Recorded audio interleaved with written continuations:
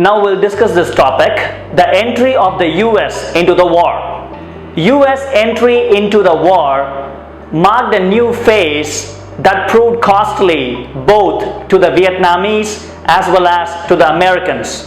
From 1965 to 1972 CE Common Era, over 3,403,000 US services personnel served in Vietnam, out of which 7,484 were women.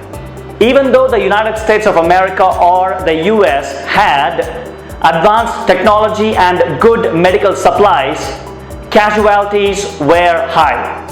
About 47,244 died in the battle and 303,704 were wounded.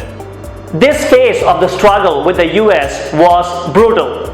Many villages and jungles were destroyed and civilians died in large numbers.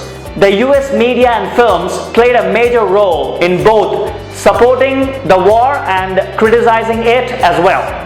The United States of America or the USA underestimated the power of a small country to fight the most technologically advanced country in the world.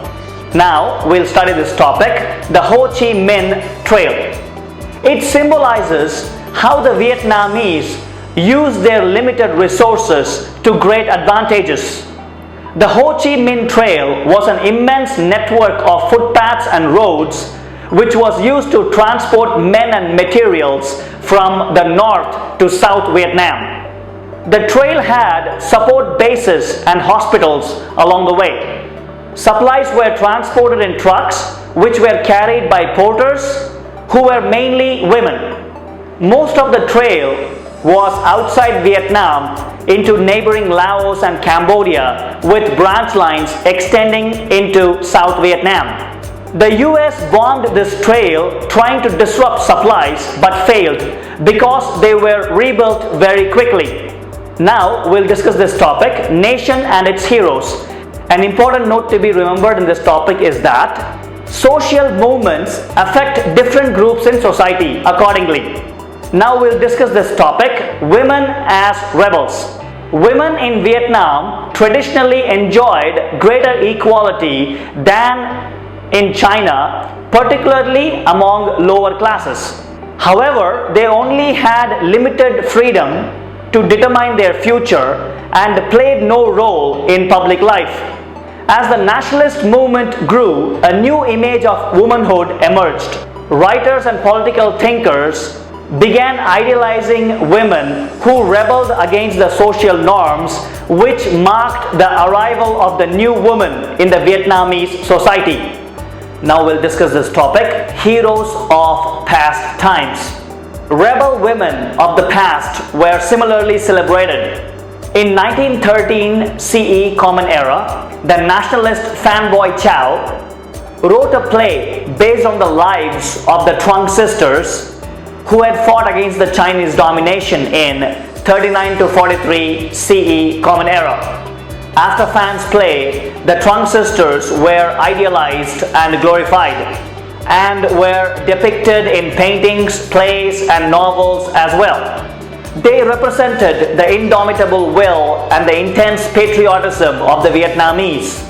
Other women rebels were also part of the popular nationalist lore as well. For example, Trieu Ao was one of the most venerated woman rebel who lived in the 3rd century CE or Common Era.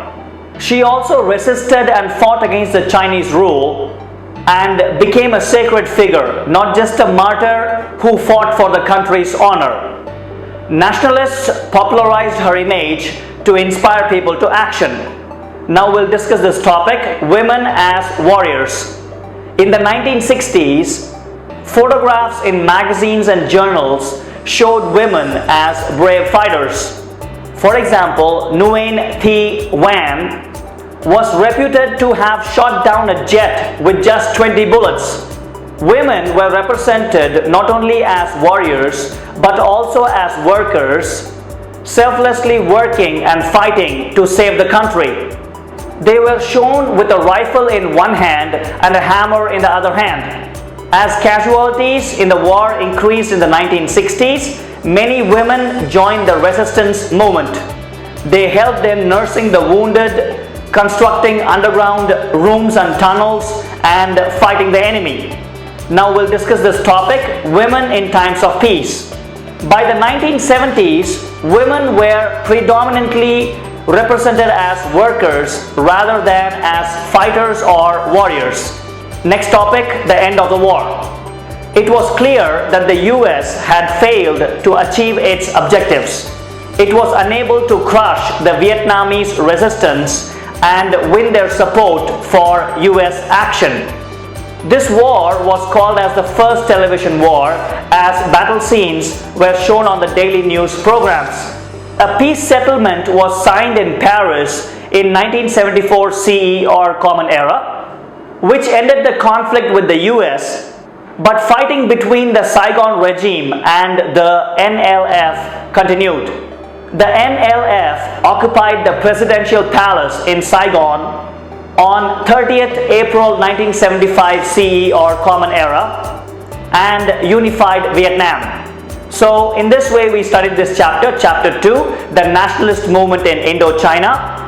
So please visit our website shankarji.com to download the notes and the important questions for this chapter. The link for the same is given in the description below. And you can also do some Google search and add some additional information to the existing knowledge which we have. And if you have any doubts or suggestions, you can let us know in the comment section below. Thank you so much. Have a great day.